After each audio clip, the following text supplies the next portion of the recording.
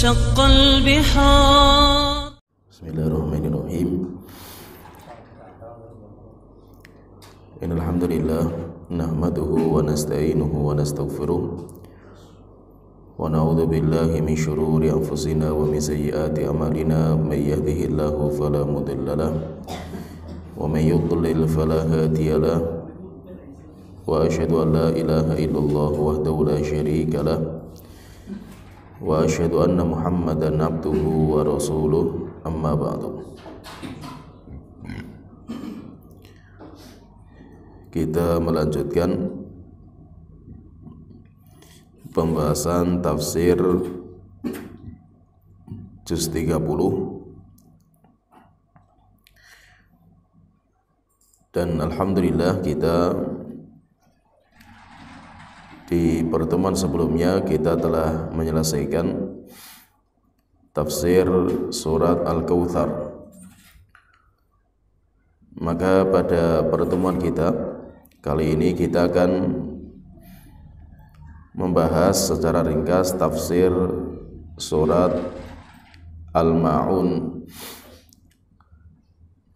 Dan surat Al-Ma'un termasuk surat Makkiyah, surat yang diturunkan sebelum hijrahnya Rasulullah SAW ke Madinah.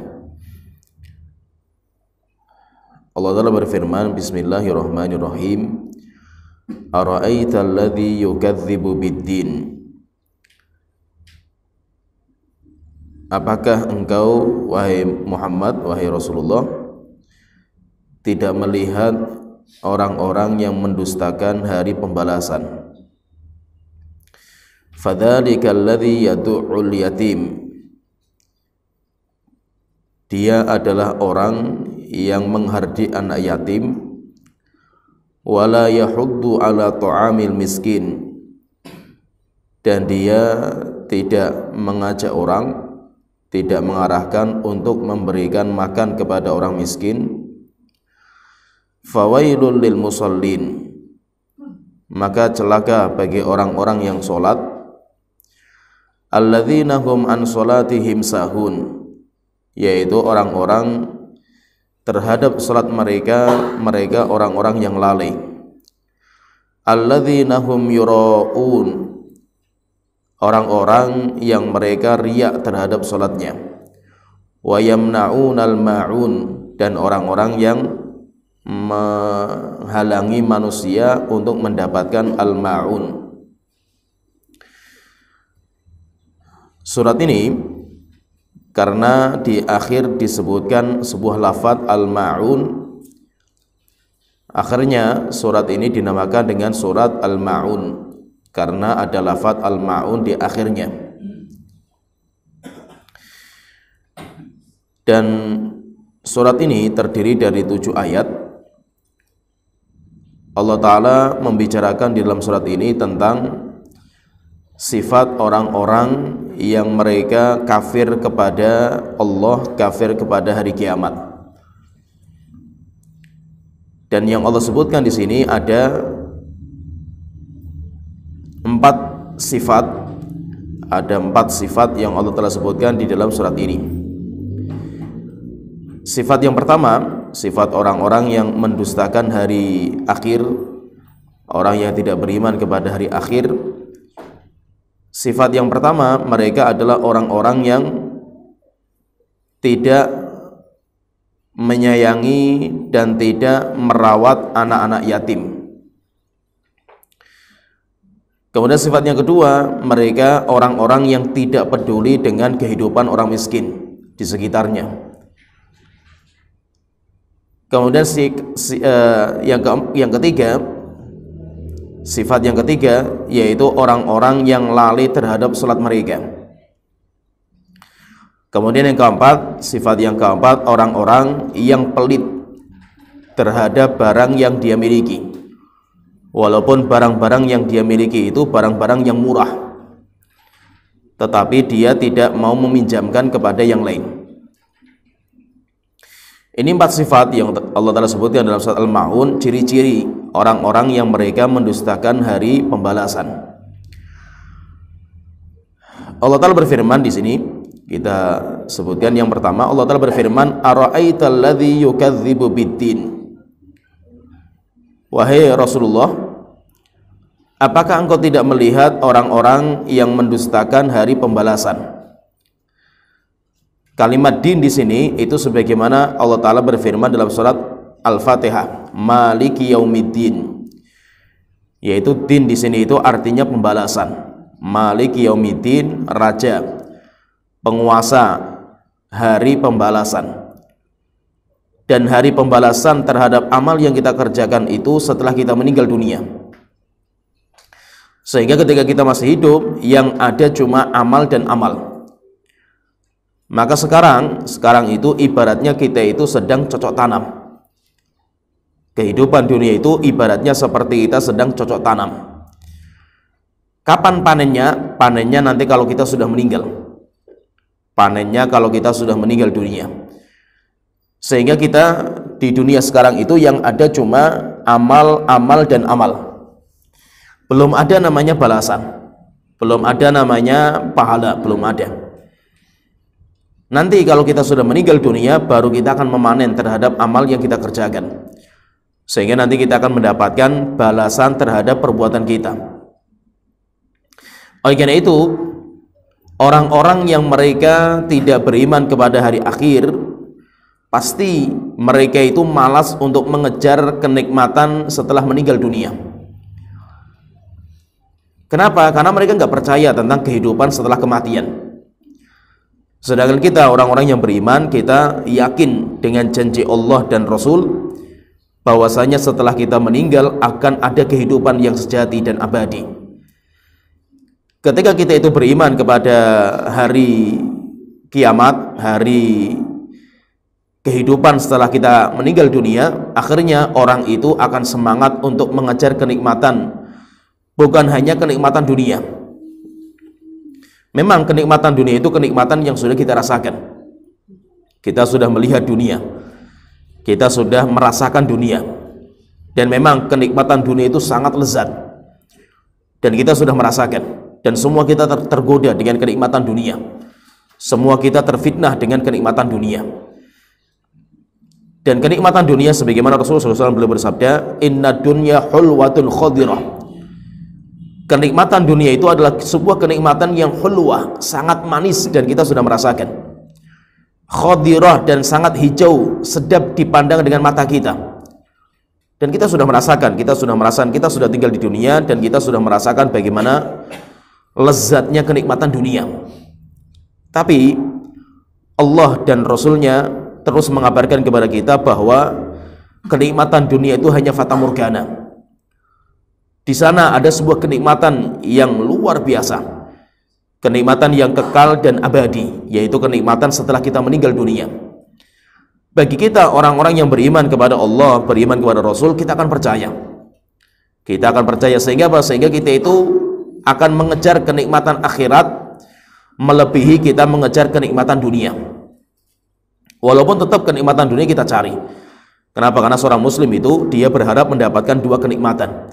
Rabbana atina fid dunya hasanah wa fil akhirati hasanah. Wahai Tuhanku, berikan kepada kami kebaikan di dunia dan kebaikan nanti ketika di hari kiamat. Sehingga kita kejar dua-duanya.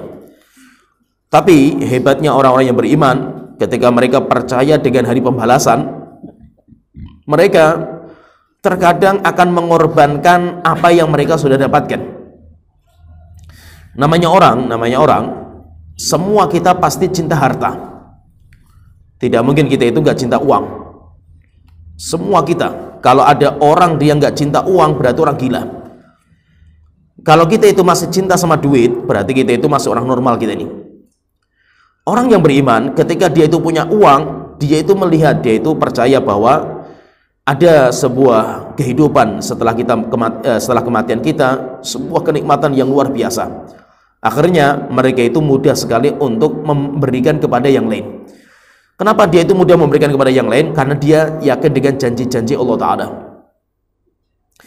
Sedangkan orang-orang yang nggak percaya dengan hari pembalasan, pasti mereka itu orang yang paling rakus akan dunia. Mereka itu adalah orang-orang yang paling pelit terhadap dunia. Kenapa pelit? Karena mereka nggak ada harapan untuk akhirat mereka. Mereka tidak punya harapan. Yang mereka cari cuma dunia. Maka di sini Allah Ta'ala ingatkan kepada Nabi Muhammad SAW, "Ara'aital ladzi yukadzibu biddin." Coba wahai Muhammad, coba lihat orang-orang yang mendustakan hari kiamat, hari pembalasan. Sehingga fahami di sini kita sebagai seorang muslim, kita faham dan kita itu beriman bahwasanya semua amal yang kita kerjakan itu akan ada pembalasan. Siapa yang beramal kebaikan, famay ya'mal mithqala dzarratin khairan yarah. Siapa yang mengamalkan kebaikan walaupun cuma satu biji dzarrah, dia nanti akan melihat balasannya. Wa may ya'mal mithqala dzarratin syarran yarah. Siapa yang berbuat kejelekan walaupun cuma satu biji dzarrah, maka dia itu nanti akan melihat balasannya. Orang-orang yang dia itu tidak beriman kepada hari pembalasan, hari kiamat, maka sifat dia yang pertama, fadzalikal ladzi yadu'ul yatim. Mereka itu adalah orang-orang yang menghardik anak-anak yatim. Siapa itu anak yatim itu? Anak yatim itu adalah anak yang bapaknya meninggal dunia ketika anak itu belum balik. Sehingga standarnya anak yatim itu siapa? Yaitu seorang anak yang mana orang yang berhak memberikan nafkah kepadanya meninggal. Ini kategori yang pertama. Yang kedua, dan anak itu statusnya dia belum balik. Dia belum bisa mandiri. Dia masih bergantung sama orang tua. Tapi rupanya orang tua yang wajib memberikan nafkah kepadanya meninggal dunia. Anak seperti ini dinamakan dengan anak yatim. Sedangkan anak yang meninggal dunia bapak dan ibunya, sehingga dia tidak punya bapak yang memberikan nafkah, yang menjamin urusan dunia dia, dan dia tidak punya ibu yang merawat dia. Jadi biasanya kalau bapak itu yang bekerja mencari uang untuk kebutuhan nafkah, sedangkan ibu itu yang merawat. Jika orang itu anak itu nggak punya bapak dan ibu, maka istilahnya anak itu dinamakan dengan anak fatim. Jadi ada namanya yatim, ada namanya fatim. Yatim itu kalau bapaknya yang meninggal, sedangkan fatim itu kalau bapak dan ibunya. Kalau istilah kita, bahasa kita namanya anak yatim piatu. Yatim piatu. Yatim itu untuk bapak yang meninggal, kalau piatu itu untuk ibu yang meninggal. Dan anak yatim ini kalau kita perhatikan, anak yatim itu dia tidak masuk dalam daftar orang-orang yang mendapatkan zakat. Sehingga orang-orang dinamakan dengan mustahik, orang yang berhak mendapatkan zakat. Itu kan ada 8 asnaf.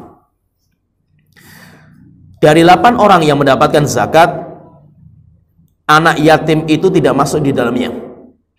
Allah Ta'ala berfirman, innamas shadaqatu lil fuqara wal masakin wal amilina 'alaiha wal mu'allafati qulubuhum wa fir riqabi wal gharimina wa fi sabilillah wal gharimina wa fi sabilillah. Jadi ada beberapa orang yang dia itu namanya mustahik. Orang-orang yang berhak dia itu mendapatkan zakat. Kalau kita perhatikan dalam ayat ini, anak yatim itu tidak masuk. Anak yatim itu dia tidak masuk dalam daftar orang-orang yang mendapatkan zakat. Kenapa? Karena banyak anak yatim itu yang kaya raya. Banyak anak-anak yatim itu yang kaya raya. Sehingga ketika banyak anak yatim itu yang kaya raya karena warisan dari bapaknya, maka mereka itu tidak masuk dalam daftar.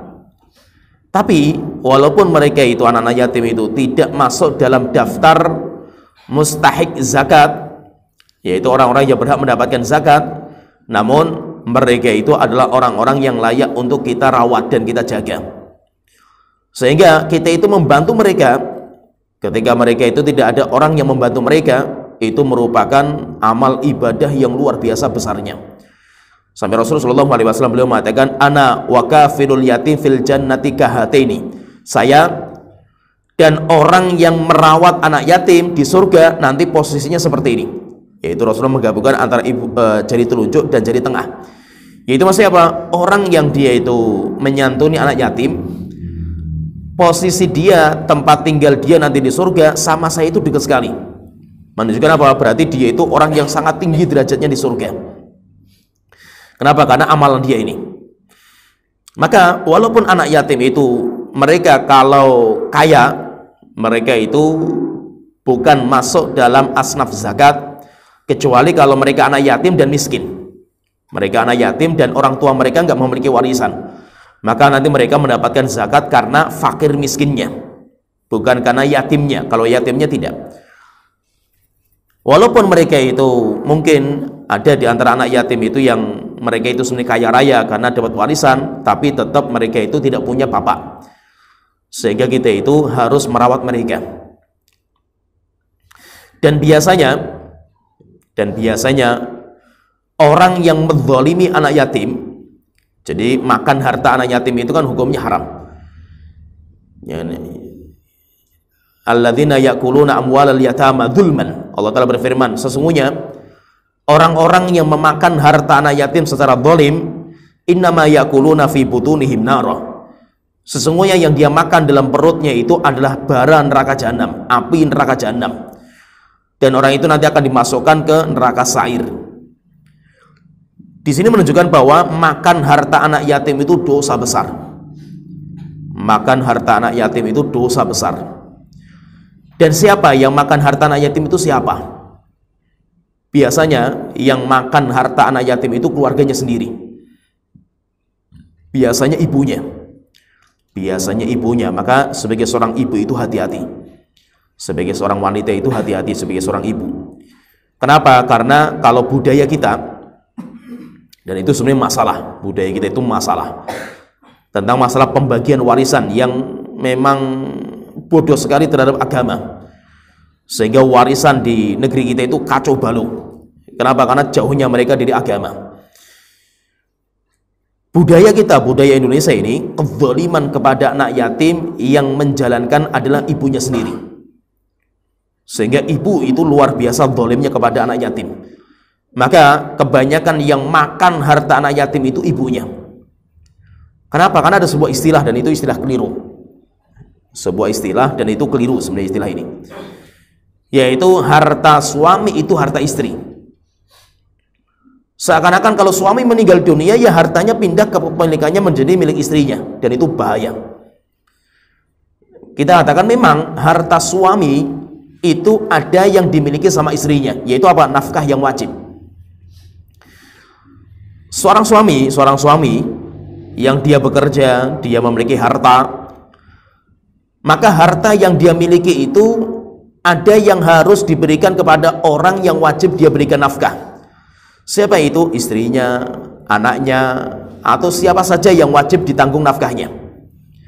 Kalau suami itu tidak memberikan nafkah, maka suami itu hartanya boleh diambil. Hartanya suami itu boleh diambil. Sebagaimana Hindun itu istrinya Abu Sufyan. Abu Sufyan itu bapaknya Muawiyah. Abu Sufyan itu orang kaya raya, pedagang sukses, tapi dia itu orang yang sangat-sangat pelit, sehingga tidak memberikan kepada Hindun, kepada istrinya itu nafkah yang cukup. Akhirnya Hindun itu datang ke Rasulullah ketika dia masuk Islam. Masuknya Islam dia itu ketika kota Mekah ditaklukkan. Dia datang menceritakan, ya Rasulullah, inna Abu Sufyan rajulun syahih.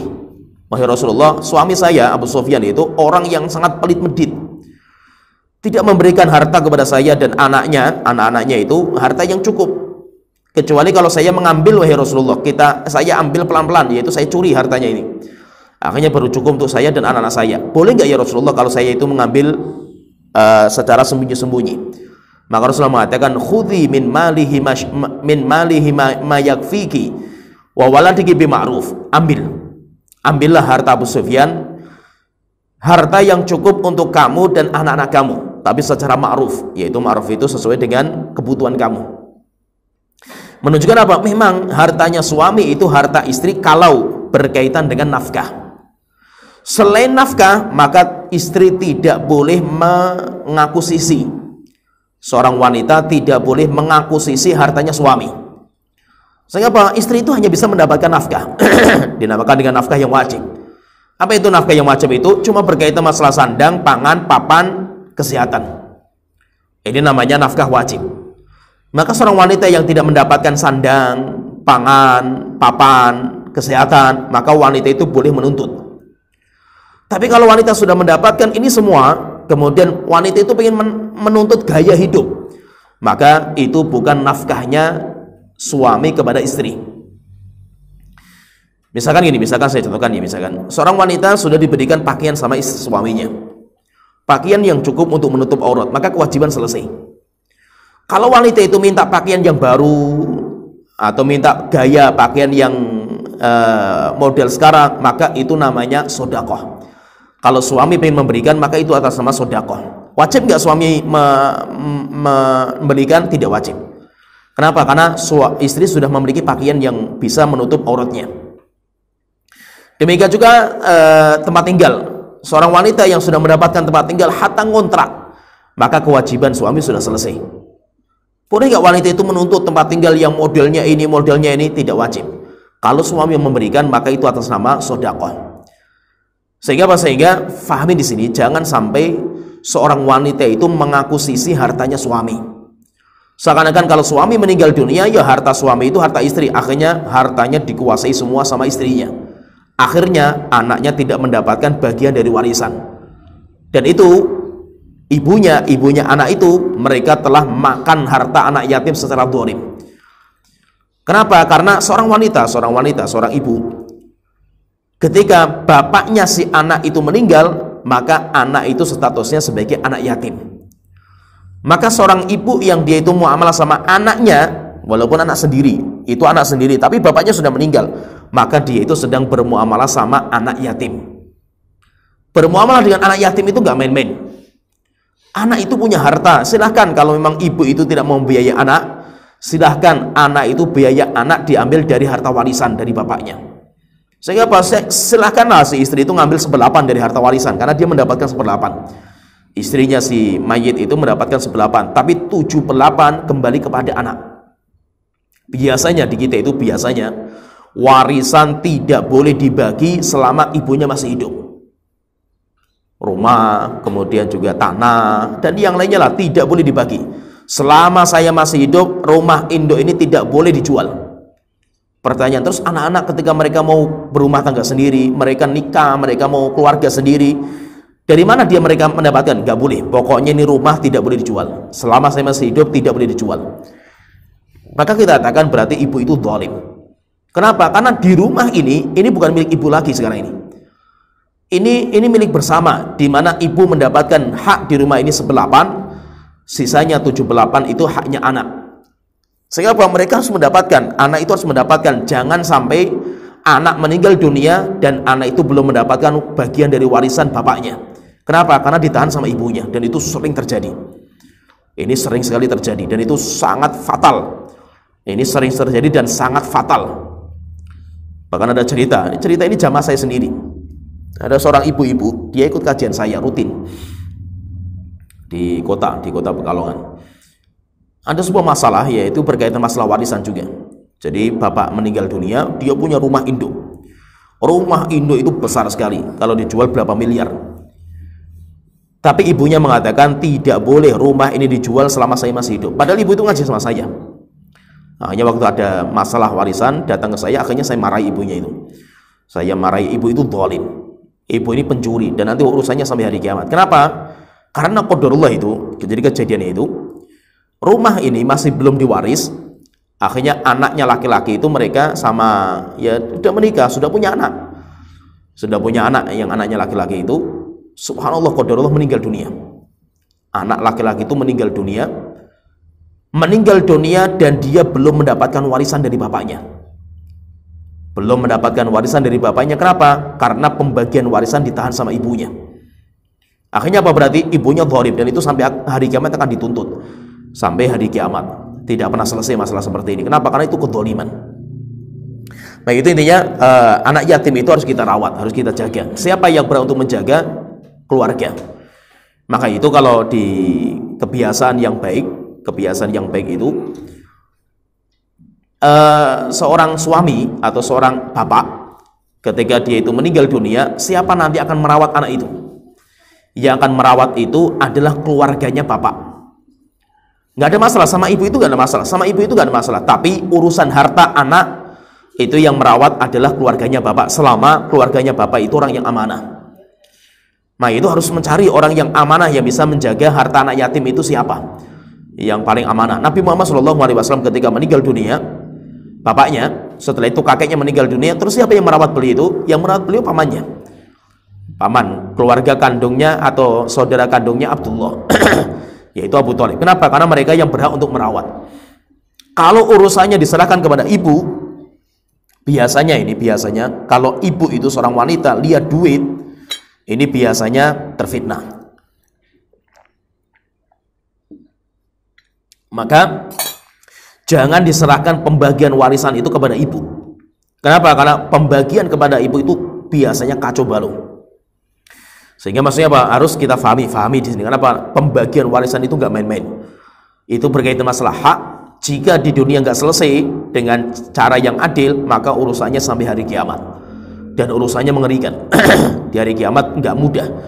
Menyelesaikan urusan warisan itu tidak mudah.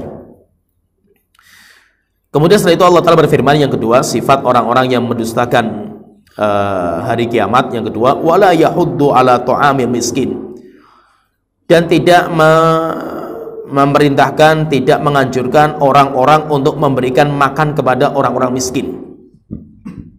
Yaitu maksudnya apa? Orang-orang yang mereka itu tidak percaya dengan hari kiamat, biasanya mereka itu malas sekali membantu orang lain. Kenapa? Karena kita itu istilah bahasa kita ini, uang kita sudah capek-capek cari uang, malah uang kita berikan kepada orang lain. Enak saja mereka kan itu. Kita yang capek, kita yang peras keringat banting tulang, orang-orang miskin yang enak saja duduk-duduk, mereka dapat uang kita itu. Akhirnya orang yang tidak percaya dengan hari pembalasan, dia itu malas sekali untuk berbagi harta. Berbeda dengan orang-orang yang dia itu beriman tentang hari pembangkitan, hari kiamat. Dia mudah sekali untuk memberikan harta yang dihasilkan dengan jerih payah, susah payah, diberikan kepada orang lain. Kenapa dia itu mudah seperti itu? Karena dia itu percaya akan ada balasan. Akan ada balasan nanti di hari kiamat. Dan harus kita fahami bahwa harta yang kita miliki itu tidak semua 100% itu milik kita. Ada, fahami di sini, dan ini konsep penting. Ada harta-harta atau rizki-rizki orang lain yang ada di tangan kita. Saya misalkan, saya kerja, saya bisnis, saya kerja, saya dapat uang. Perlu kita fahami bahwa dalam uang yang saya dapatkan itu ada bagian rizkinya orang lain yang Allah titipkan lewat tangan kita. Jadi fahami di sini, Kita itu tidak bisa mendapatkan semua harta yang kita miliki. Seakan-akan harta yang kita miliki itu 100% milik kita. Enggak. Bahkan yang kita miliki itu cuma sepertiga. Kita punya harta, kita mencari uang selama ini, harta yang kita miliki itu cuma sepertiga. Sisanya untuk orang lain. Siapa orang lain itu? Bisa anak, bisa istri, bisa orang tua, bisa tetangga, bisa anak yatim, bisa orang-orang miskin. Di mana Allah pengen memberikan rezeki kepada mereka, anak-anak yatim, orang-orang yang sudah jumbo, janda-janda yang sudah tua renta, yang tidak ada orang yang memberikan nafkah kepada mereka. Allah ingin memberikan rezeki kepada mereka. Dari mana? Allah titipkan dari tangan kita. Sehingga uang yang kita dapatkan itu bukan murni itu rezeki kita semua, bukan. Uang yang kita dapatkan itu sepertiga itu murni milik kita. Silakan sepertiga dipakai. Tetapi dari uang yang kita dapatkan ada rizki-rizki orang lain yang Allah titipkan kepada kita. Nah itu Rasulullah SAW beliau bersabda, innama tunsaruna wa turzaquna bi du'afaikum. Kalian dimenangkan dan kalian diberikan rizki karena adanya orang-orang miskin di antara kalian. Yaitu apa? Dengan adanya orang miskin sekitar kita, akhirnya rizki kita itu dilancarkan. Kenapa dilancarkan? Karena rizkinya mereka, orang-orang miskin, itu Allah titipkan lewat tangan kita. Sehingga apa? Sehingga kalau kita itu punya harta, kita itu harus melihat siapa orang-orang sekitar kita. Ada di antara mereka orang yang tidak mampu, ada di antara mereka anak-anak yatim, ada di antara mereka orang-orang yang mereka nggak bisa makan. Sebenarnya uang kita itu milik mereka. Cuma terkadang kita kuasai secara totalitas. Akhirnya apa? Kita nggak peduli. Sampai Rasulullah SAW mengatakan, wallahi la yu'min, demi Allah nggak beriman orang itu. Demi Allah nggak beriman orang itu. Demi Allah nggak beriman orang itu. Akhirnya Rasulullah ditanya, siapa ya Rasulullah? Maka Rasulullah mengatakan, orang yang makan dengan kenyang sedangkan tetangganya kelaparan karena tidak ada bahan makan yang bisa dimakan. Sehingga orang-orang yang beriman itu mereka berbagi apa yang mereka miliki. Kenapa? Karena mereka sadar, yakin bahwa harta yang mereka miliki itu tidak semua milik dia. Ada hartanya orang, rezekinya orang yang Allah titipkan lewat kita. Yang kita miliki itu berapa? Yang kita miliki cuma sepertiga. Nah, itu sepertiga itu yang dinamakan dengan wasiat. Kita boleh berwasiat dengan harta sepertiga kita. Itu harta yang bisa kita bawa sampai kita mati. Harta yang kita bisa bawa sampai kita mati. Kenapa? Itu murni milik kita. Nah, itu wasiat itu wathulutsu katsir, kata Rasulullah mengatakan sepertiga saja. Orang dia pengen wasiat itu sepertiga. Wathulutsu katsir, sepertiga itu sudah banyak. Sepertiga itu yang murni milik kita. Silakan, kita mau pakai untuk apa? Misalkan saya pengen harta saya itu saya gunakan untuk membangun masjid nantinya. Silakan, sepertiga dari harta yang Anda miliki. Saya pengen nanti ketika saya meninggal dunia, saya itu pengen memberikan kepada paman saya yang telah merawat saya ketika bapak saya meninggal dunia. Silakan, itu namanya harta Anda. Tapi 2/3 itu milik orang lain, bukan milik Anda. Maka 2/3 itu nanti bisa jatuh ke warisan, bisa jatuh kepada yang lainnya, itu bukan milik Anda lagi. Sehingga kita itu punya harta dari apa yang kita cari sekarang ini itu cuma sepertiga. Sisanya harus kita alokasikan kepada yang lain. Jangan semuanya diambil totalitas. Kenapa? Karena ada hak-hak orang lain yang harus kita tunaikan dari harta kita. Dan seorang muslim itu, karena dia itu percaya dengan janji-janji Allah, dia itu percaya bahwa tidak mungkin dia itu menjadi orang miskin gara-gara dia itu memberikan bantuan kepada orang-orang yang tidak mampu.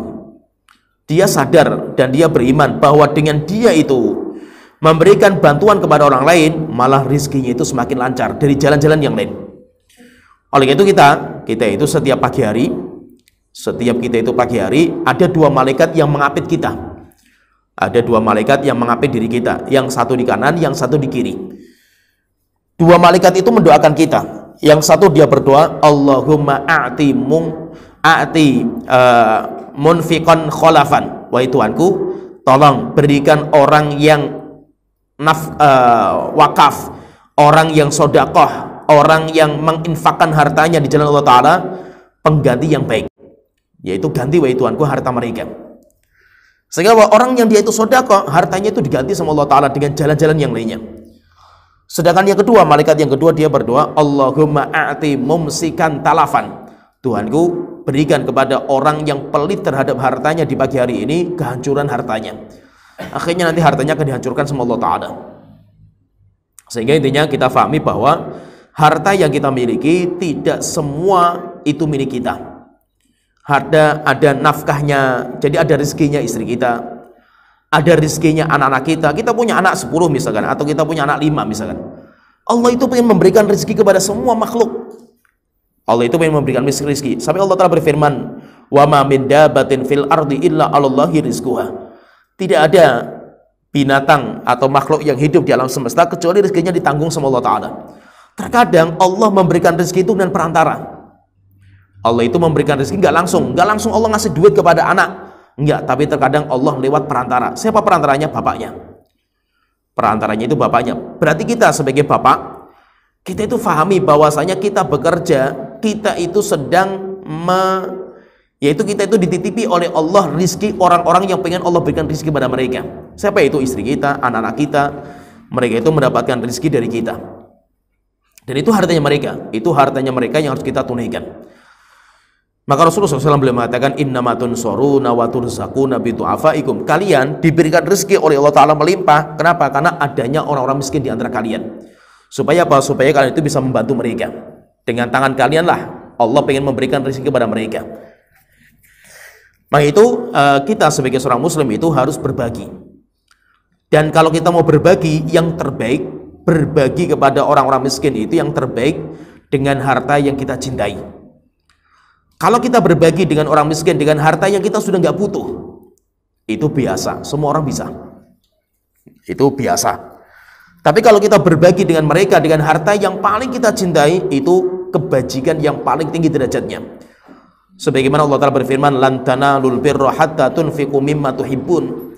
Kalian tidak akan sampai ke puncak kebajikan yang paling tinggi kecuali kalian itu menginfakkan harta yang paling kalian cintai. Kalau kita punya harta dan kita cinta, kemudian kita bisa berbagi sama orang lain, itu luar biasa. Tapi harta-harta yang sudah kita nggak butuhkan, kemudian kita masih pelit, itu naudzubillah. Kita di gudang ada barang-barang yang sudah kita nggak pakai, kita sudah nggak mau pakai, anak kita sudah nggak mau pakai, keluarga kita nggak mau pakai, barangnya nganggur di gudang. Itu saja kita nggak bisa berbagi sama orang yang membutuhkan itu berarti sudah luar biasa pelitnya kita itu. Kecuali kalau kita itu punya barang yang masih kita pakai, mungkin kita berat untuk memberikan kepada orang lain. Kalau kita mampu, luar biasa kita. Tapi ini barang-barang yang sudah kita nggak pakai, kita nggak butuh. Ini saja kita nggak bisa memberikan bantuan kepada orang yang membutuhkan dari tetangga kita yang butuh. Ini kan luar biasa pelitnya. Terkadang kita ini kan namanya manusia itu, kita itu terkadang cepat bosan. Kita itu terkadang ciri kita itu cepat bosan. Kita punya apalah itu, sepatu, orang beli sepatu baru, setelah itu bosan, akhirnya taruh di gudang. Kita beli baju, setelah itu bosan, akhirnya taruh di gudang. Kita beli piring, beli sendok, beli perabot rumah tangga, panci, buahnya, setelah itu bosan, taruh di gudang. Dan kita sudah nggak butuh lagi, akhirnya kita sudah beli barang yang baru lagi itu. Kita punya sepeda yang dulu kita itu pakai, setelah itu datang sepeda yang baru, kita beli yang baru, akhirnya sepeda lama sudah nggak dipakai. Barang-barang yang sudah kita pakai, itu saja luar biasa pelitnya kita untuk memberikan kepada yang lain. Dan itu apa? Menunjukkan berarti apa? Rakusnya kita terhadap dunia. Rakusnya diri kita kepada dunia itu ketika apa? Kita nggak bisa berbagi dengan harta yang kita itu nggak butuh gitu. Harta yang kita nggak butuh saja kita nggak bisa berbagi sama orang lain. Berarti apa? Pelitnya, meditnya luar biasa. Dan itu ciri dia itu orang yang paling rakus terhadap dunia. Tetapi kalau kita itu bisa berbagi kepada orang lain, hatta barang-barang yang kita cintai, kita itu sebenarnya masih cinta kepada barang ini, tapi ada yang lain yang lebih membutuhkan, ya sudah kita berikan kepada orang lain. Orang seperti ini adalah orang-orang yang dia itu luar biasa.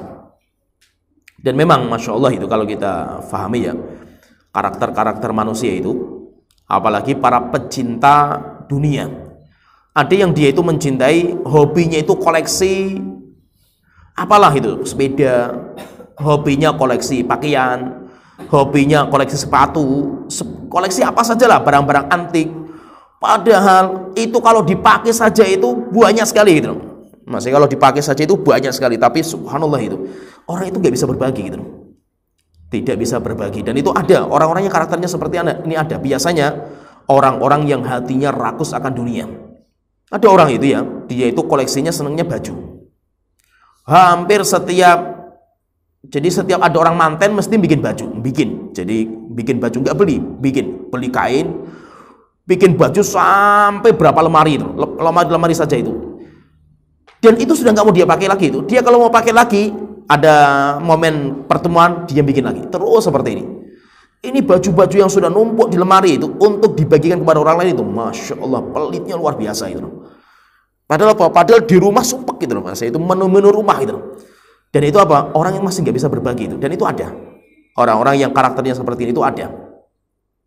Nah itu intinya kita sebagai seorang muslim itu kita harus bisa berbagi kepada orang-orang yang membutuhkan. Kita mungkin punya barang-barang di rumah yang kita itu sudah nggak terlalu butuh karena kita sudah punya barang yang baru. Kenapa kita nggak berikan kepada orang yang membutuhkan?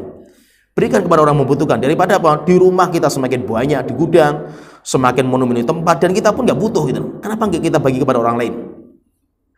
Maka yang terbaik kalau kita itu bisa berbagi, kita itu memberikan kepada orang lain itu dengan harta yang paling kita cintai. Kita ngasih makan kepada orang lain, bukan makanan yang kita itu juga kita nggak suka makan dengan makanan itu. Kalau bisa kita itu memberikan makan kepada orang lain dengan makanan yang kita itu sangat cinta dengan makanan seperti itu. Itu berarti apa? Orang seperti ini baru orang yang hebat. Orang seperti ini orang yang baru luar biasa. Dia butuh sesuatu tapi dia itu bisa berbagi. Dan itu di antara ciri para sahabat Rasulullah SAW seperti ini. Orang-orang Ansor itu mereka di antara ciri mereka wa yu'thiruna ala anfusihim. Mereka lebih mengedepankan saudara mereka dari kalangan muhajirin walau kana bihim khososah. walaupun mereka itu butuh. Tapi apa? Mereka lebih mendahulukan saudaranya daripada diri mereka sendiri. Wa may yuqa syuhha nafsihi faulaika humul muflihun. Siapa yang Allah jaga dari sifat pelit, maka dia itu adalah orang-orang yang beruntung nanti di hari kiamat. Sehingga kita itu harus bisa berbagi terhadap barang-barang yang kita itu cinta, kita butuh, tapi ada orang lain yang lebih membutuhkan. Dan memang ini saya katakan di sini, untuk sampai tingkatan seperti ini tuh butuh butuh riyadhah, butuh olahraga.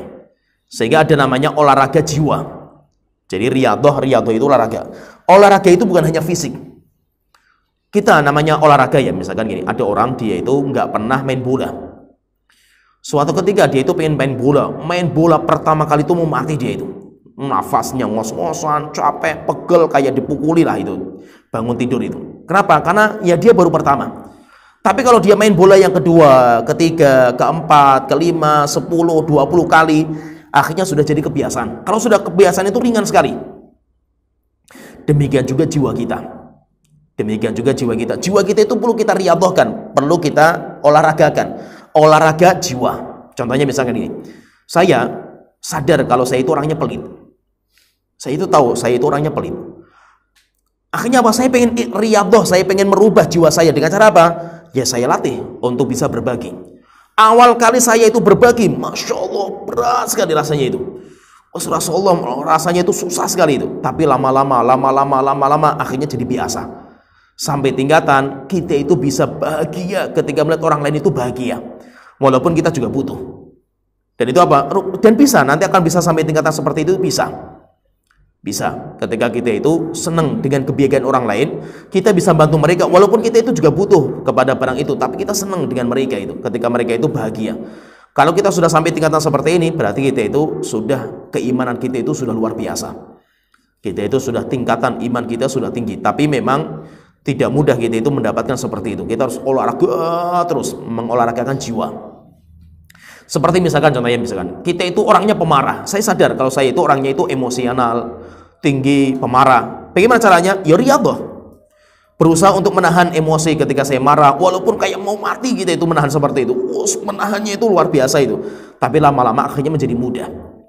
Nah, sehingga itu namanya riyadhah jiwa. Ya, adzan dulu, nanti dilanjut lagi.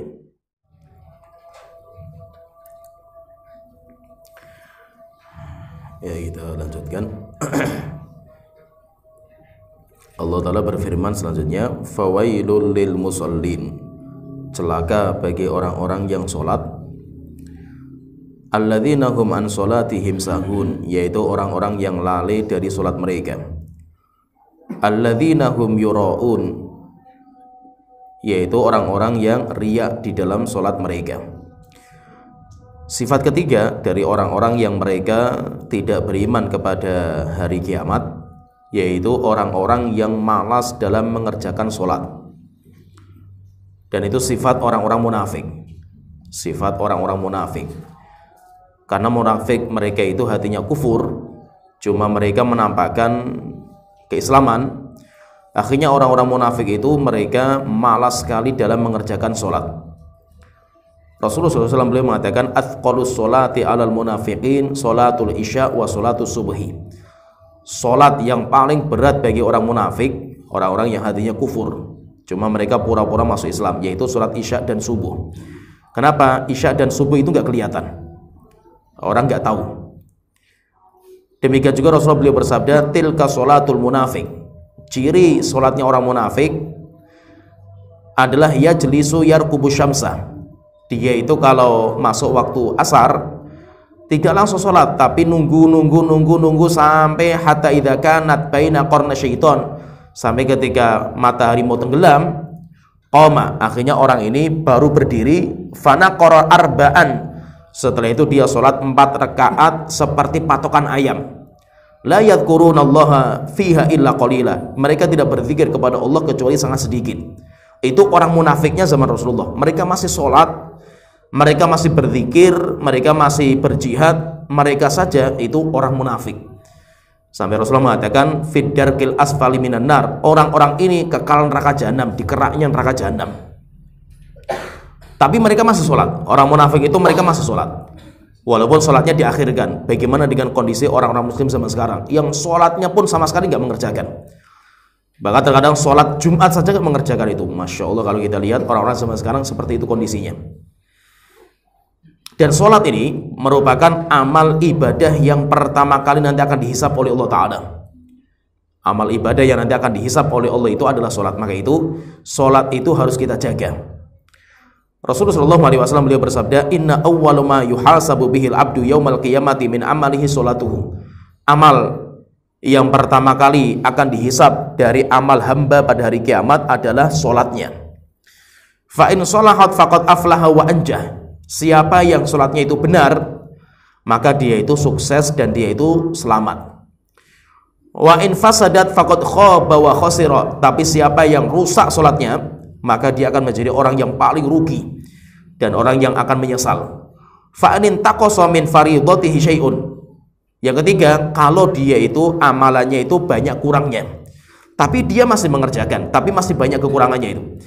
Qala Rabbu tabaraka wa ta'ala, Allah mengatakan kepada para malaikat, ungduru hal lil abdi min tatawwu. Coba, wahai para malaikat, lihat apakah hambaku itu punya salat sunnah. Fayukmalu biha man taqasa minal faridah. Jika dia itu punya salat sunnah, maka kekurangan salat fardu akan ditutupi dengan salat sunnah dia. Jadi berarti masalah salat itu nanti manusia itu ada 3 macam. Dalam salat itu manusia nanti ada 3 macam. Yang pertama, orang yang sempurna salatnya, maka dia adalah orang yang paling bahagia, paling sempurna nanti di hari kiamat. Yang kedua, orang yang rusak sholatnya, maka dia adalah orang yang paling celaka. Yang ketiga, orang yang sholatnya itu banyak kekurangan, tapi dia masih sholat, tapi masih banyak kekurangan. Maka kalau dia itu punya sholat sunnah, maka nanti akan ditutupi dengan sholat sunnah yang dia kerjakan. Sehingga sholat sunnah, rawatib itu penting. Rawatib itu yang mengiringi sholat fardu. Bisa sebelumnya namanya qobliyah, atau bisa setelahnya dinamakan dengan ba'diyah. Di sini Allah Ta'ala mencela bagi orang-orang yang mereka lali dari sholat mereka. Allah Ta'ala mengatakan, fawailul lil musallin, celaka bagi orang-orang yang sholat. Siapa itu? Alladzina hum an sholatihim sahun, orang-orang yang lali dari sholat mereka. Siapa orang-orang yang lali dari sholatnya itu? Maka nanti para ulama mengatakan ada sekitar 1 dari 5 kemungkinan. Kata Imam Ibnu Katsir belum mengatakan orang yang lali dari sholatnya itu siapa itu? Beliau mengatakan ada 1 dari 5 kemungkinan. Kemungkinan yang pertama, sebagaimana kata Abdullah bin Abbas, beliau mengatakan imma an fi'liha bil kulliyah. Orang yang lali dari sholatnya itu pertama, orang yang sama sekali tidak mengerjakan sholat.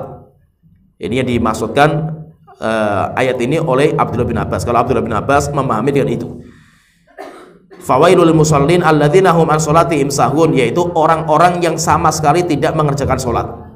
Itu mereka adalah orang yang paling celaka. Atau yang kedua, wa imma an fi'liha fil waqtil muqaddar laha syar'an fayukhrijuha an waqtiha bil kulliyah. Yang kedua, kemungkinan yang kedua, yaitu tingkatannya masih di bawahnya lagi. Kalau tadi yang pertama itu paling parah. Yang kedua, orang itu mengerjakan sholat tapi di luar waktu. Karena kerjaan dia itu mengakhirkan sampai waktunya habis baru sholat. Seperti tadi kebiasaan orang-orang munafik. Kebiasaan orang-orang munafik yaitu orang-orang yang mereka itu mengakhirkan sholat sampai waktunya habis baru mereka itu mengerjakan. Mereka adalah orang-orang munafik. Ini yang kedua, ini juga parah. Atau kemungkinan yang ketiga, wa imma an waqtihal awwal fayukhrijunaha ila akhirih daiman aw ghaliban. Atau yang ketiga, orang yang mengakhirkan waktu, sholat di waktu yang akhir walaupun masih ada waktunya. Jadi sholat, misalkan sholat duhur di kapan? Di akhir-akhirnya, tapi masih di waktunya. Jadi ada waktu sholat itu kan ada awal, ada akhirnya. Dia mengerjakan masih di waktunya, cuma diakhirkan, dan itu dikerjakan secara terus-menerus. Kata para ulama, ini mengatakan ini juga orang tercela seperti ini. Kenapa? Karena mengerjakan ibadah itu yang terbaik disegerakan. Kemudian yang keempat, atau kemungkinan wa imma an adaiha bi arkaniha wa syurutiha alal wajhil ma'muri bihi. Atau dia itu mengerjakan kurang dalam rukun, syarat, dalam tata cara itu kacau. Yaitu waktunya benar tapi tata caranya kacau, bercanda atau banyak gerak atau yang lainnya, Atau dia itu sholat tapi dia itu tidak khusyuk, dia sholat tapi mikir apa-apa, ini juga dia itu tidak sempurna, lalai dari sholatnya. Atau yang kelima, yang terakhir, dia tidak mengerjakan ibadah sholat dengan yang paling sempurna. Paling sempurna itu apa? Misalkan ibadah sholat di masjid bagi laki-laki, dia tidak sholat di masjid dan itu terus menerus seperti itu, maka dia termasuk orang yang lalai. Ibadah sholat yang sempurna itu apa? Orang yang mengerjakan penuh dengan khusyuk, itu namanya ibadah yang sempurna. Ibadah yang sempurna itu apa? Orang ketika sholat itu benar-benar memahami dan memaknai bahwasanya saya sedang berdiri di hadapan Allah Ta'ala, sehingga dia itu sangat menjaga sholatnya. Maka orang yang seperti ini orang yang sempurna. Sehingga maksudnya di sini yang dimaksud dengan alladzina hum an sholatihim sahun, orang-orang yang lalai dari sholat mereka, itu kemungkinan ada satu dari 5 ini. Tapi yang paling kuat, kata para ulama, yang paling kuat orang yang lalai dari sholat itu adalah ayat berikutnya, alladzina hum yura'un, orang-orang yang riya. Orang-orang yang riya yaitu apa? Orang yang sholat bukan karena Allah Ta'ala. Dia sholat karena pengen dipuji sama orang, dia sholat karena pengen ya apa sajalah, pengen intinya dilihat sama orang. Atau dia itu sholat karena terpaksa, karena diancam sama orang tua sampai akhirnya dia itu mau sholat. Sehingga intinya orang ibadah bukan karena Allah Ta'ala, itu namanya riya. Orang yang riya dalam ibadah, maka itu termasuk dosa yang paling besar. Termasuk dosa yang paling besar. Sehingga yang Allah singgung di sini itu adalah riya. Alladzina hum yura'un, yaitu orang-orang yang riya dalam ibadah mereka. Apalagi orang yang riya dalam sholat. Apalagi orang yang riya dalam sholat itu yang paling parah. Dan dalam sholat itu nanti fahami, dalam sholat itu nanti riya itu niat muncul, yaitu niat yang muncul dan niatnya itu bukan karena Allah Ta'ala, itu namanya riya. Riya dalam sholat itu nanti kata para ulama mengatakan itu terbagi menjadi 3 macam. Riya dalam sholat itu nanti terbagi menjadi 3 macam. Yang pertama, jika riya itu muncul di awal niat, riya itu munculnya di awal niat, maka ibadahnya batal. Dan itu termasuk dosa besar. Maksudnya gini, sebenarnya kita itu nggak mau sholat, kita itu nggak mau sholat duha lah atau sholat apalah, kita nggak pengen. Cuma gara-gara ada orang yang melihat, akhirnya udah sholat sajalah gitu. Sehingga awal kali kita niat sholat itu apa? Untuk pandangan orang, karena kita itu pengen dilihat sama orang. Jadi itu masuk di awal niat kita. Niat kita awalnya apa? Ya kita itu pengen dilihat sama orang. Awal kali kita pengen sholat itu niatnya itu. Maka ini termasuk dosa besar dan batal. Batal, berarti dia itu niatnya bukan karena Allah Ta'ala sejak awal. Ini yang pertama, kondisi yang pertama. Jadi dia niat sholat itu murni untuk manusia. Dan itu merupakan ciri orang-orang munafik. Mereka itu sholatnya bukan karena Allah Ta'ala, tapi sholatnya itu untuk manusia. Sehingga kalau sholat subuh dan sholat isya mereka malas. Kenapa? Karena nggak dilihat. Yang kedua, jika orang ibadah sholat awal kali ikhlas, dia itu ikhlas sholat rakaat pertama ikhlas. Setelah itu rakaat kedua dia itu muncul riya, pengen dipuji, dia itu pengen disanjung, pengen dilihat oleh manusia. Akhirnya diperbaikilah sholatnya itu, diperindah karena ada orang yang melihat. Tapi munculnya di tengah-tengah. Keinginan ini, riya itu munculnya di tengah-tengah. Apa hukumnya? Maka nanti terbagi menjadi 2. Riya yang muncul di tengah-tengah sholat itu nanti terbagi menjadi 2. Yang pertama, dia berusaha untuk menghilangkan kan? Kalau dia itu sholat rakaat ketiga itu mertuanya datang. Akhirnya apa? Saya pengen tak perindah itu. Gara-gara apa? Ada mertua yang melihat saya. Nah, maka ketika jadi rakaat ketiga di tengah-tengah muncul pertanyaan, Anda itu berusaha untuk menghilangkan enggak? Setelah itu sadar, astagfirullah, saya ben. Akhirnya kita berusaha untuk menghilangkan itu. Kalau kita berusaha untuk menghilangkan, maka kita nggak berdosa. Walaupun apa? Terkadang kita nggak mampu menghilangkan, tapi kita sudah maksimal. Kita paksa diri kita untuk menghilangkan, rupanya kita gagal. Itu tidak berdosa kita. Yang kedua, kalau kita itu tidak berusaha untuk menghilangkan, bahkan kita menikmati riya itu. Kita itu menikmati, asik sampai selesai. Bagaimana hukumnya? Maka nanti kalau ibadahnya itu bersambung kayak sholat itu kan ibadahnya bersambung, maka batal, semua sholatnya batal. Maksudnya batal itu apa? Tidak ada pahalanya nanti di hari kiamat, batal semuanya. Sholat itu kan ibadah bersambung. Ibadah bersambung itu apa? Kalau seandainya kita batal rakaat ketiga, wudu kita batal, kan kita harus sholat dari awal lagi, dari rakaat pertama, kedua, ketiga. Padahal kan batalnya kita di rakaat ketiga, bukan rakaat pertama dan kedua. Kenapa? Karena sholat itu ibadah yang bersambung. Tapi kalau kita baca Quran, misalkan ya kita baca Quran, bacaan Quran kan bukan ibadah yang bersambung. Kita baca Quran, lembaran pertama kita ikhlas karena Allah Ta'ala. Lembaran kedua, teman kita datang. Akhirnya kita itu perindah bacaan kita. Maka kalau ibadah yang tidak bersambung muncul riya di tengah-tengah, maka hukumnya ibadah awal yang ikhlas diterima sama Allah Ta'ala, sedangkan ibadah yang ada riyanya nggak diterima sama Allah Ta'ala. Ini macam yang kedua, kalau kita sholat kemudian muncul riya di tengah-tengah. Kemudian yang ketiga, kondisi yang ketiga, jika kita sudah selesai sholat, kita nggak tahu kalau ada orang melihat, setelah itu tiba-tiba datang orang, Masya Allah antum sholat duha ya gitu. Alhamdulillah, Masya Allah itu rupanya ada yang melihat saya, itu senang saya itu dengan pujian seperti itu. Saya itu senang sekali itu. Saya sholat misalkan biasa, saya itu nggak tahu kalau ada orang melihat, tiba-tiba ada orang, Masya Allah antum sholatnya khusyuk sekali, luar biasa antum itu. Alhamdulillah, senang saya itu, gembira dengan pujian seperti itu. Bagaimana hukumnya seperti ini? Maka hukumnya tidak ada masalah.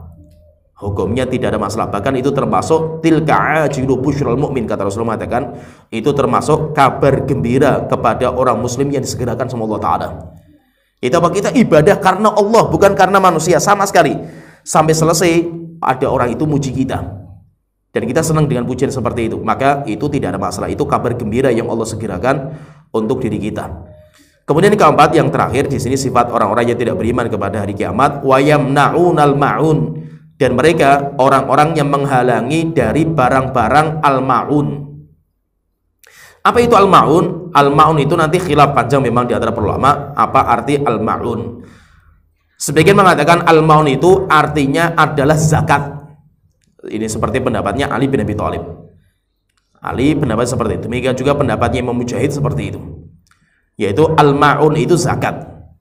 Ada juga yang mengatakan al-maun itu apa? Al-maun itu adalah barang-barang yang tidak ada harganya, yaitu barang-barang yang biasa orang itu saling meminjam-minjamkan lah, itu barang perabot rumah tangga seperti panci, seperti kampak, seperti ember, itu yang biasa orang itu saling pinjam-pinjaman di antara mereka. Dan itu namanya maun. Dan intinya maun itu apa kata para ulama? Setiap barang yang kita itu tidak merasa lebih, maksud barang yang berharga lah itu, jarum atau dan yang lainnya lah, pena, pulpen. Kita itu punya itu, dan kita nggak terlalu membutuhkan. Ada orang lain butuh, kita itu nggak mau meminjamkan. Kita tidak mau meminjamkan. Itu namanya orang-orang yang pelit medit. Jadi istilahnya itu pelit kemudian medit. Kalau pelit terhadap harta yang kita butuhkan, kita menganggap harta itu mahal, harta yang mahal bagi diri kita mungkin. Tapi ini sudah barang nggak mahal, barangnya juga nggak, kita itu nggak terlalu butuh, kita itu tidak bisa meminjamkan kepada orang lain. Itu berarti apa? Kita pelitnya itu sudah parah. Nah itu kata para ulama. Jadi al-maun itu apa? Barang-barang yang kita itu nggak terlalu butuh, dibutuhkan sama banyak orang untuk meminjam di antara mereka, dan kita nggak terlalu butuh, tapi kita tidak mau memberikan kepada orang lain. Namun yang menjadi masalah juga di kita ini, yang menjadi masalah, orang yang meminjam itu juga nggak amanah. Jadi di kita itu kacau, sebenarnya timbangan itu kacau semua di kita ini. Sehingga apa? Terkadang kita kalau punya barang mau dipinjam sama orang lain, siap-siap hancur wis barang itu. Kalau nggak hancur nggak kembali. Kalau nggak hancur nggak kembali. Kenapa? Karena nggak amanah. Sehingga apa? Sehingga terkadang kita itu malas meminjamkan itu. Kenapa? Karena yang meminjam itu orangnya nggak pernah amanah gitu. Setiap minjam nggak pernah kembali. Kalaupun kembali sudah hancur-hancuran baru dikembalikan gitu. Akhirnya apa? Kita itu kalau pengen barang kita itu nagih gitu. Akhirnya dengan situ akhirnya orang-orang itu pelit terhadap harta mereka. Kenapa? Karena ya kondisi orang seperti ini. Kondisi kita itu seperti itu. Maka intinya ciri orang-orang yang mereka itu nggak beriman kepada hari kiamat, biasanya memang mereka itu orang-orang yang tidak berjuang untuk mencari surga dan neraka. Kenapa? Karena mereka nggak punya itu. Sehingga apa? Akhirnya mereka itu dunia dan dunia. Yang mereka kejar dunia. Kenapa? Karena mereka tidak punya cita-cita untuk mendapatkan kenikmatan di hari kiamat. Ya sampai di sini, alhamdulillah sudah selesai pembahasan ringkas tentang surat Al-Maun. Nanti insyaallah kita lanjut di pertemuan berikutnya. Wa akhiru da'wana alhamdulillahirabbil alamin. Wassallallahu ala nabiyina Muhammad wa ala alihi washabihi ajmain.